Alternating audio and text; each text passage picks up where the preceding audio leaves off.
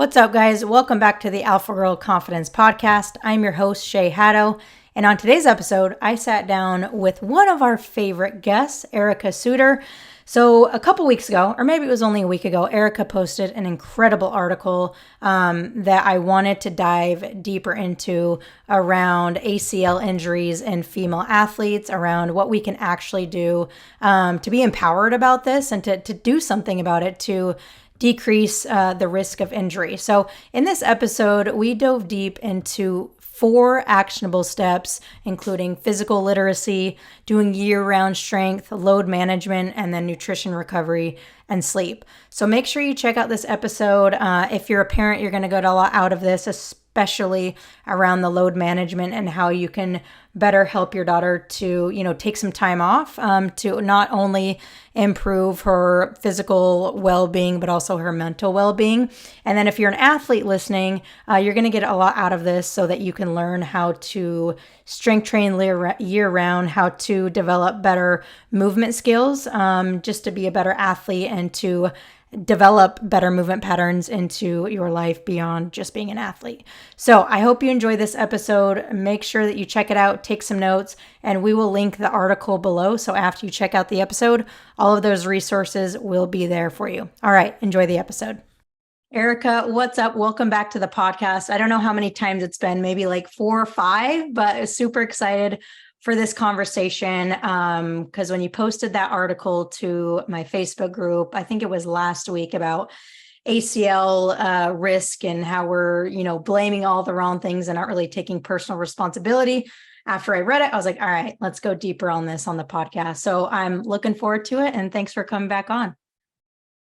I'm always excited to be here, Shay. And man, I think it might be maybe 10 times since I've been on, but maybe time just flies. So you just lose track. I know it's probably been more than 4 or 5 now that I think about it, but I feel like each one keeps getting better. And also, side note, whenever you come on, the people love it. We get lots of good feedback and views and everything. So, and I think this one will be no different. So I want to kind of start off with kind of how you start off the article, right? Where you start off saying that right now we're blaming a lot of the wrong things for ACL injuries. And I think you said there was 20 ACL injuries in 2022 for pro soccer players? Yes, I think where we currently are, where we are in July 2023, right before the World Cup starts. And I think it's a little bit more than that, but yes, around 20 this year in women's professional soccer. Right. And I mean, in the past, and even when I tore my ACL, and I remember doing a research paper on this in college, the reason why girls tore their ACL more often was because of our anatomy, right? It was always like the knee valgus thing. That was always the thing. And maybe it still is a factor, but you get into the article really stating that we're just trying to pinpoint it on one thing. And that's not really the case, that the injury is multi-factoral. So I'd love to hear you talk about that statement a little bit, how injury risk is multifactorial. What does that mean? And just in the grand scheme of things, let's kind of dive into that there. Sure. So I do want to twist this topic on your audience and just give an analogy. So say someone in your family gets cancer and we try to find what the cause of that was, and we never can find a single cause. It could be genetic, it could be all the factors involved in their lifestyle, it could be bad luck, it could be a multitude of those things. And that goes with anything in life, whether it's cancer, sickness, disease, getting a virus, or getting injured. So we have to really look at all factors. And what's going on now is a lot of people are pointing the blame at usually 1 to 3 things. Currently, I keep hearing over and over again. So the first one you mentioned is a lot of people are blaming, oh, well, it's the female anatomy. And this is a really dangerous factor to just blast at our young girls, because they're always going to have the female anatomy. They can't really change their hip structure and how their bones are. We can't change that they have a menstrual cycle. They've always had menstrual cycles. So those are things they can't really control. But the narrative is this fear mongering, oh, well, you're a girl and you're more likely. And while there are some studies that say that, yes, females might be more likely compared to males, the factor that is more dominating than the female factor in ACL risk is controllable factors like our training, our nutrition, load management, and recovery, which we will get into. So we can't just blame the female factor because it's really disempowering for our girls. It's something they can't control. And we want to, at the end of the day, empower them and practice true girls empowerment. I'm sure everyone's on board with that.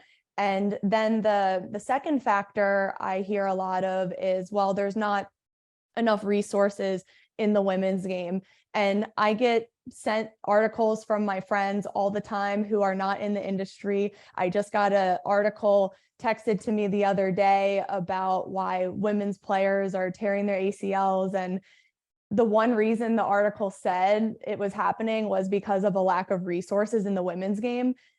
And I couldn't help but laugh because, again, we're blaming a single factor. It's very unscientific. We can't prove that either. And also, I just laugh because the U.S. women's soccer team has the top sports science staff in the world. They have the best GPS technology in the world. They have the best facilities in the world. But I'd also argue, well, if you feel like you need more money to prevent ACL injuries, then what's that money going to do for you? Is more technology really the answer? Or should we return back to basics and focus on the big rocks? And that's your training, nutrition, and recovery, but also some things that go on in the youth system as well that we could be working on. So it's just frustrating to see because it holds girls back more. It brings us back to where we started, just this victim mindset, this complaining when there is tons of proven research on the benefits of strength training and plyometric training and load management and recovery. And that's another big misconception is there's not enough research done in the female athlete population, but there are so many amazing academics when you actually sift through the medical journals, and you can go on Google Scholar. There's a lot of free papers on there, and you'll see that there's so many great academics studying the female athlete across all sports, soccer, field hockey, softball, ballet, gymnastics, like every single sport. So we have gotten more research in this population. Of course, we could always use more as women's sports continue to grow. And I think that's going to organically happen. We just have more research because the women's game is just getting better and more people are getting into that field. But we have enough research at this point to start taking action with our training and other controllable factors. Yeah. And I just want to kind of echo and agree that even, as a youth athlete growing up, it was always just like, yeah, you're probably going to tear your ACL if you're a female athlete. And then like, how terrible is that? Like if we think we're going to tear our ACL and we have that mindset, yeah, it's probably going to happen.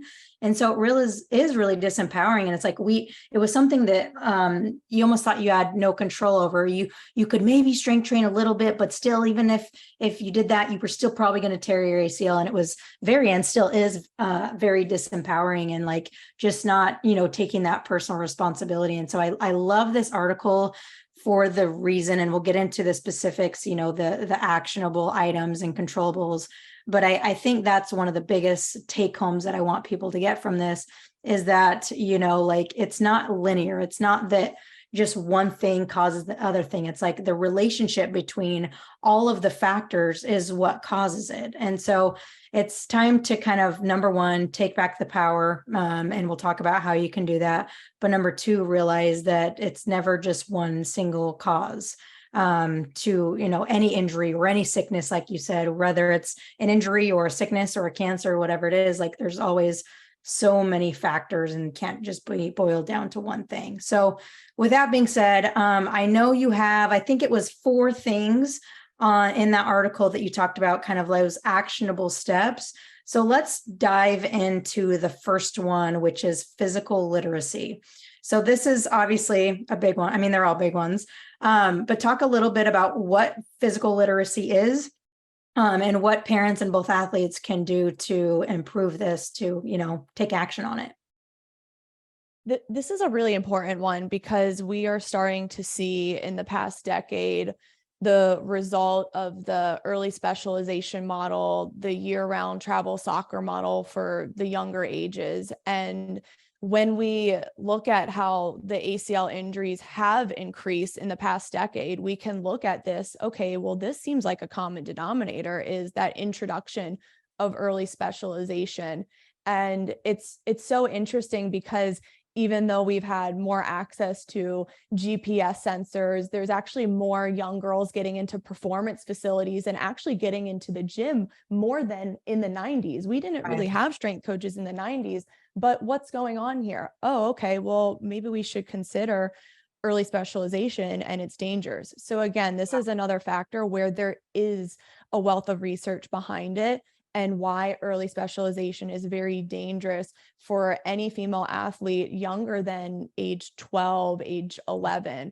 And during ages 8 to 12 is really that time for a female athlete to get exposed to different environments where she can build a very sturdy foundation of movement skills. So that's what physical literacy means, essentially, is just building motor skills to be able to move the body well, be coordinated, have balance, have good body awareness in space, and be able to react to stimuli.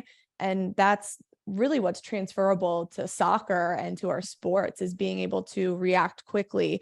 And it's so important for girls to get exposure to those movements and build different muscle groups, because if they're doing soccer since age 8, pretty much over 8 months of the year, that's usually the average of what most of these girls are doing. Right. They're overusing a lot of muscles in the quadriceps and also the hip flexor, and that's causing an imbalance, and their knees are not as stable because they're lacking in upper body strength, just overall control of their core and trunk area, and they're really lacking in that hamstring strength, especially if they're not strength training. And we'll get into that next factor, but the specialization is just really overusing a lot of muscle groups. And I think a lot of people are under the impression, well, if my girl specializes early, she's going to get ahead and she's going to become a soccer star. But in the end, if you give that exposure to her with a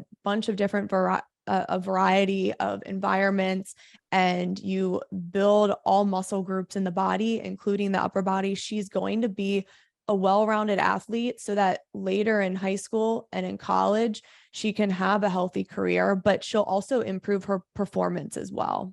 Yeah, I mean, that's the thing. It's not just like better for injuries, but just to learn how to move as a human being. Like you're going to need movement for the rest of your life. If you don't have movement, you really don't have anything else. So to like not just focus on, oh, they just need to be a good soccer player. Like, no, they need to learn how to move in various different ways, I think is so important. Like, yes, for the short term, but also more importantly, like for the long term, not just their career, but even like after they're done playing sports, right? So with physical literacy, like one of the pieces is don't specialize, but also like, what are some things they can do kind of like just at home, in their own training to kind of develop this? Do movements that they're not doing in their main sport. So some of the basic motor skills that kids should have mastered is how to throw, how to catch, how to gallop, skip, leap, crawl, climb, roll. And all these movements build great core strength, great upper body strength. And yes, you need these for soccer, because if you don't have strength and control in your upper body, there's going to be a breakdown in the lower body and more instability in the ankles and in the knees too. So it's really important to give the whole body love and to just build the complete human. Yeah, I think a lot of, and we maybe get into this with the strength training, but I think a lot of people think, okay, I play soccer or my daughter plays soccer. And so we need to just build the legs and the core. Like, it's like, no, it's the whole body. Like, you can't neglect the one part of the body or only work on one part of the body. Like, it just doesn't work like that. So I think that's huge. It's like all the things you said, it's like, how do you go do that? You go play, go climb a tree, go play tag, go play on the playground, like just go essentially like go be a kid and just move, right? I agree. And I think that movement piece and the physical benefits of a variety of movement is so key, but also the mental benefits to this. Mhm. So kids who have a variety of movement in their youth, they're more creative, they have emotional intelligence, and there's a lot of studies on this. And Dr. John Rady is one of my favorites, and also Renee Vormhunt, hopefully I didn't butcher his name, but he works with the Dutch FA and he wrote the book, The Athletic Skills Model. And I get more excited about the brain development that's happening in kids. So that's a really good book that parents should check out. And we need our brains to play our primary sport. So what better way to do different games and activities and just like spontaneous things to really transfer that to the spontaneity and the decision making in your sport. So the brain component's really big for me, and also just giving them a break from that mental burnout. I am in this every day. I've been doing this for 12 years. And, I'm not saying that to boast, but I'm just saying that I see these things happening on a daily basis with really young kids. I have seen 8 to 12-year-olds be burned out. And I get really confused because I'm like, wait, that's like your prime. You should be like bursting with energy all the time and waking up with joy. But what are these 8 to 12-year-olds doing year round? They're doing travel soccer, and that even blasts through the entire summer. And I see it. I see them even showing up to my sessions, which, we play like dodgeball and we do different things. Sometimes I Right. see them showing up mentally burned out because over a weekend in the summer, they had a tournament of 6 games. So that mental rest is really important for the kids too. Yeah, beautiful. Yeah, we could probably do a whole podcast on this specific topic, but let's move on to the second one, which is year-round strength. So I saw a quote in there that it says ACL injuries can be reduced by over 60% if girls strength train consistently. Like, that's huge, 60%, right? And I think the key word there too is consistently. So talk a little bit about year-round strength. What does that look like? And what are some of the like main principles for strength training? Yes. And, I can keep this one very brief because it's common sense at this point. If you're not strength training, then I think you've lived in a cave. But this one is, I would say, the most researched in the female population. And one of my favorite ACL researchers, I've had him on my podcast, Dr. Tim Hewitt. I mean, the guy has written over like 200 publications or has been involved in them on this research. Like, he's dedicated his life to this. And he said that within that research, and it's been over the past 2 decades, that they can reduce it by over 60% by strength training. But he said they must be continuing the strength training year round. So it has to be periodized based on in season or off season. And it's better than nothing to train in the off season and get strong for a couple of months. But if that's not continued in season, that's when it gets a little bit sketchy, because then the sport load from soccer is higher than the tolerance of the muscles, because the muscles at that point are starting to wither away because they're not given a strength stimulus to maintain their strength and even to continue to get stronger. In season, you can still continue to get stronger. You just have to be smart about it and just keeping the reps low. You can up the intensity a little bit and not have girls be sore from strength training, but it's really important that they do it consistently and not just for a couple months time and then peace out. Yeah. And I mean, as far as like what to do, it's like, don't overcomplicate it. You don't need all this fancy equipment. You don't need to go to a gym. Like, I haven't gone to a gym in years. I do everything like out in my backyard with a couple pieces of equipment. Like, keep it simple. Go look at Erica's YouTube. If you're like, well, what should I do? Like, please don't go to Instagram and just look at some random like thing. Like, go to someone who knows what they're doing, who works specifically with female athletes.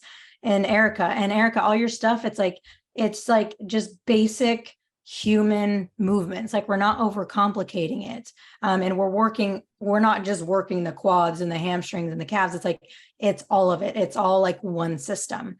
So I just wanted to throw that in there too, because I know there's people, they're like, well, I don't know what to do. And like, that's fine. But like Erica has so many free resources that you can check out as far as that goes, even in this article, and we'll link the article. Like you have a ton of videos of different kinds of movements and stuff. And I like what you said there, that you go out and you just have a couple pieces of equipment and you get outside. Oh, my light turned off. That's okay. And you get outside and you load your body gradually over time. You give it a new stimulus. And that's why I just kind of laugh at the we need more funding argument. It's like, you don't need to be a millionaire and to have so much money in your bank account to be able to strength train and load. If I can suggest anything to do for free is just buy, or well, not free, but get a power block, because that lasts longer and you can change the weight on it. You can get it on Amazon. And that's fairly cost effective, but a free workout, and this is the best strength training you can do, is sprint. It's one of the best hamstring strengthening exercises you can do, which helps stabilize the knee, but also you'll get faster by doing sprints daily. So yeah, just really sprint, get outside and play, and just load with some weights. You don't even need me. Just use the videos in the article. Right. And the thing is too, like you don't technically even need like a dumbbell or a kettlebell. Like when I go to the beach, I'll go pick up rocks and I bring them home. I can look at my window and see my rocks out there. You can get a bucket and you can put some rocks in it, some dirt in it, some water in it. Like, yes, it's nice to have some dumbbells and stuff for certain things, but like you don't absolutely need all that stuff. Like you can get creative and like use what's around you to load as well, and just like up the intensity. And there's different things you can do to change loads and stuff like that. Absolutely. And if you have the budget to invest in a performance coach, then sure, I absolutely recommend that, because they can really progress the sets and reps around the in-season and off-season schedule and really help with that load management. So I would say, like, most people who listen to this podcast are playing travel soccer, so they're investing a lot anyway, but like really think about, okay, well, what's important and what's important to invest in for the health of my daughter. So it's just something to consider. I don't think strength training should be seen as this like, oh, you get extra credit if you do it. It's necessary. It's a non-negotiable based on the research. Yeah, like if anyone comes to me, hey Shay, should I invest in my daughter to do some private training or strength training? 100% of the time, strength training, or and a mental training, I would obviously put in there too over private training. But yeah, it's not an afterthought, or it shouldn't be an afterthought. It just, like, we've seen the research, read the article, listen to the podcast. And then with that said, you mentioned load management. So number 3 is load management. So give us a little spiel on that, what that means, how we can, focus on that. Load management is a very confusing topic for a lot of people. And I think there's this big misconception that it's decreasing playing time during the season or just giving extra off days, which that can be a part of it, but I think it's a sliver of the load management puzzle. So if we are doing load management properly, that means we are looking at just the macro picture of the whole year. So what months or what season is it go time? Is it fall? Is it spring? And then what seasons do we take a break from sport load and we give our bodies time to rest for a few weeks, and then we give our bodies a new stimulus in that off season to slowly build up again, to slowly build up endurance and conditioning capacity and then strength and speed while taking a break from games. Because you can't gain a lot of these physical capabilities like speed, strength, and conditioning if you're not taking off from games, because you're going to be too burnt out at that point to get a really good adaptation. So load management is really looking at the macro picture first and being like, okay, when can my daughter have a true off season? Does she need to do an extra league in the summer, or can we actually use that time to really build her up as a healthy athlete? Yeah. And what would you recommend? Like, I don't know if there is a one answer or right answer to this, but what would you recommend as far as length of time for like an off season, so to say? I would say at a minimum 2 months. I honestly would prefer I have 3 months. And I had that with most of my athletes this summer, just because in that first month, I kind of want to take a little bit of a chill session. Like we're not going really hard in our conditioning right out the gates in an off-season program. We're learning the strength movements. We're doing light load. So we're just kind of like taking a break from like really low impact activities as well. And then in month 2, we start to ramp it up by increasing volume. So adding more reps in the gym, adding more reps in our conditioning.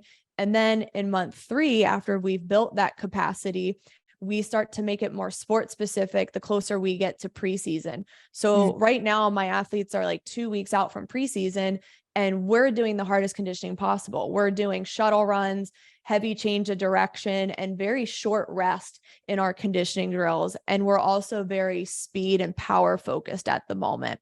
So there's definitely phases within that smaller cycle to really build up their tolerance to handle those loads and to be ready for preseason.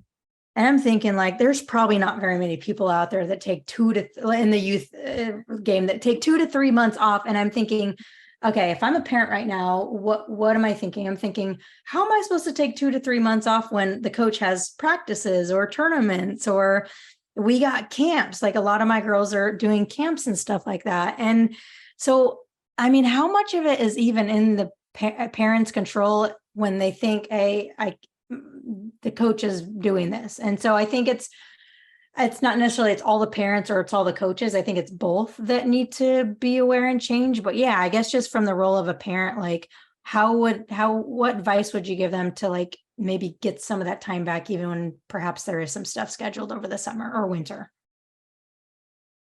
Well, I would want them to ask, okay, well, what do you want your daughter to improve in the summer?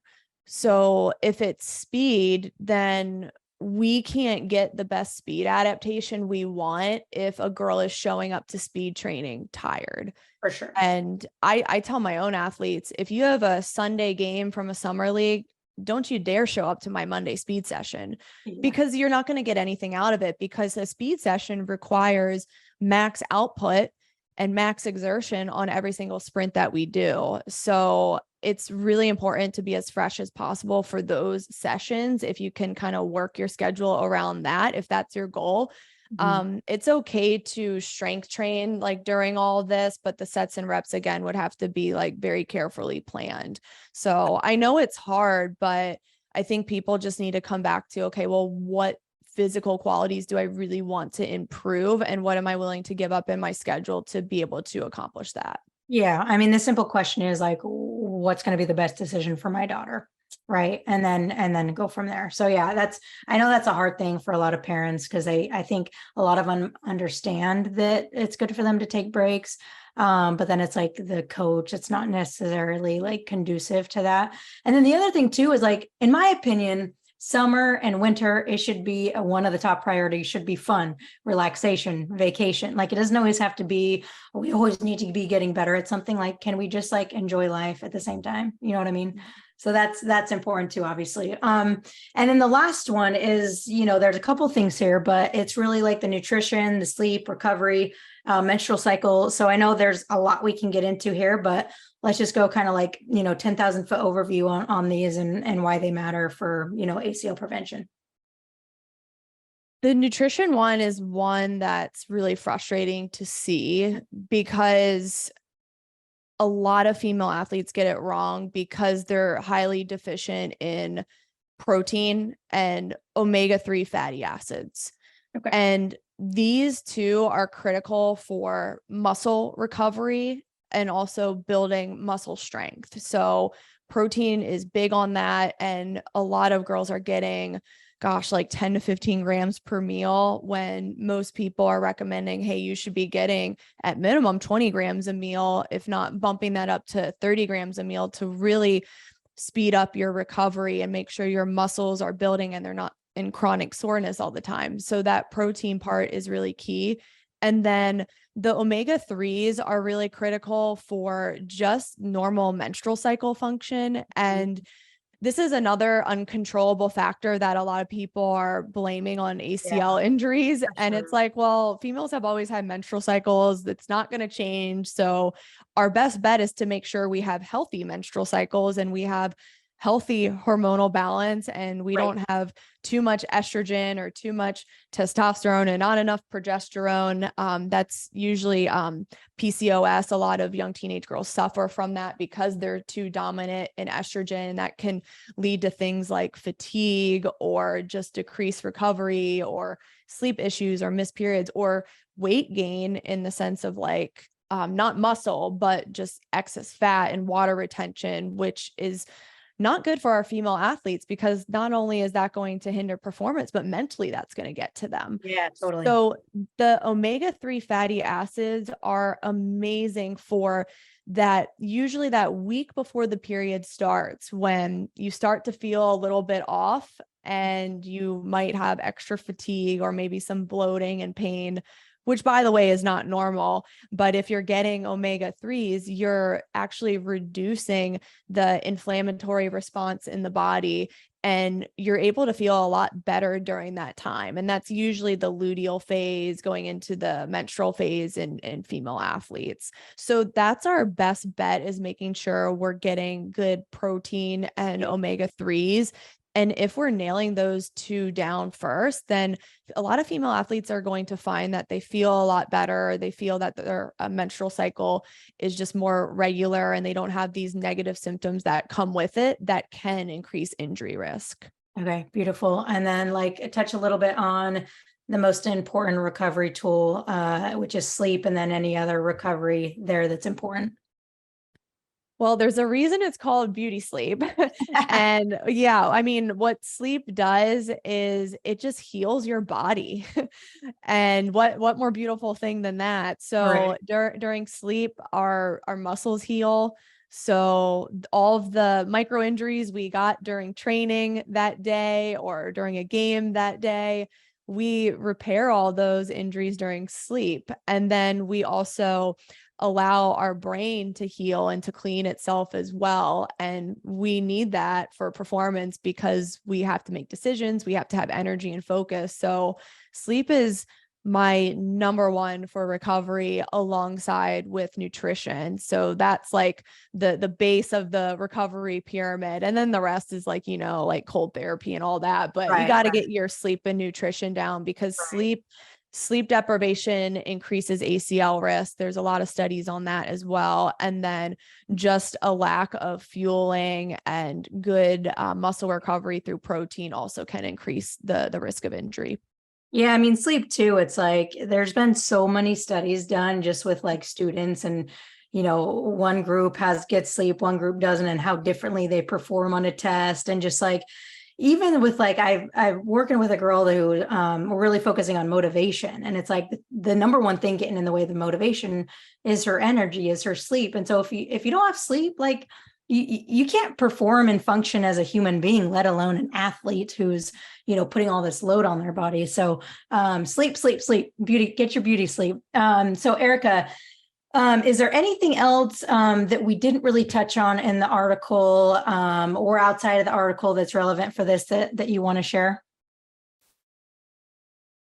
With the load management part, it's really important to not just play year round, because we are constantly in that catabolic state and our muscles are constantly breaking down that entire time. So we do need a couple month period where we chill out, we don't load the joints, and we don't do all that muscle output all the time. It's similar to saying, okay, like you're a marathoner, train for a marathon year round and have no periodization, just keep going. That runner is going to destroy their body. And it's the same for soccer. I mean, most soccer players in a game, if you play the full 90, you're running anywhere from usually like 4 to 6 miles, and the girls and the women's game, maybe a little bit more, but it's a lot. It is a lot on the body, and it's a lot on female hormones. And I might need to come back on to discuss this, but it really raises cortisol, and it's also not good for our adrenals. So female athletes do need a period of recovery to really help with that hormonal balance, because not only is that bad for ACL risk, it's just bad for overall health. Mental health too. Oh man. Yeah. I mean, we didn't even get there yet, but we'll do a part two. I know, for real. Yeah. It's like everything there. So it's like parents that are listening, like just take a look, like Erica said, look at the macro, look at the whole schedule for the year and figure out where can we get 2 to 3 months. And this is actually a good question, Erica. These 2 to 3 months, should they be together, or should we, or could it be a month in the summer, a month in the winter, or would that not really serve the purpose there? They should be consecutive. And I get this question a lot, but they need to be consecutive because we want to be consecutive and consistent with that progression in the off season. So like the deload and then the coming back up. Yeah. So like the deload and then building up capacity in the next month, and then focusing on increasing intensity and speed and power. It has to be just a nice consecutive progression, because if you take a month off, you can't really accomplish a lot from a speed, strength, and conditioning perspective. And if you rush into that month and try to do as much as you can in that month, then that also increases injury risk. So you want these to be consecutive. Yeah, because I could see, right, if you completely take it off, you're obviously not going to get faster, stronger there. But if you just use that 1 month to try to get faster, stronger, you haven't had the proper like deload there. So that makes sense. So I'm glad I asked that question. So find 2 to 3 consecutive months in your schedule. If your daughter has like, tournaments or practices, like just have a conversation with the coach. And at the end of the day, what's the most important thing for your daughter? Figure that out and then make it work. Beautiful. So Erica, thank you so much for coming on. We're going to link the article, and then also, will you just, I always want to give you some space to kind of share how you can personally help the girls and families listening. So just share a little bit about what you have, and for those that really want to have the mentorship and support in this area, where can they learn more about that? Sure. So I'm hanging out mainly on Twitter at Fit Soccer Queen, and I post a lot of workout videos on there as well. But if you want more of a program, I would actually start with the book, because there's a lot of movements in there you can just do at home, and you can just get a few pieces of equipment, and it's super time efficient and cost effective to do it at home. So start with the book first. And then if you want more like weekly accountability, I do have my Speed Queens remote program, which is a year-round periodized speed and strength program and load management program. I love that. And the book, for those of you that aren't watching on YouTube, is the Strong Female Athlete book on Amazon, right? We'll link on Amazon. Cool. And we'll get that there. So yeah, number one, go check out the book, read the article, and just check out Erica's stuff. But yeah, thanks again for coming on, Erica. We'll probably have another longer conversation, perhaps around load management and hormones and stuff sometime. But I appreciate you coming on and always sharing the awesome things you have to share. Thank you, Shay. Always a pleasure.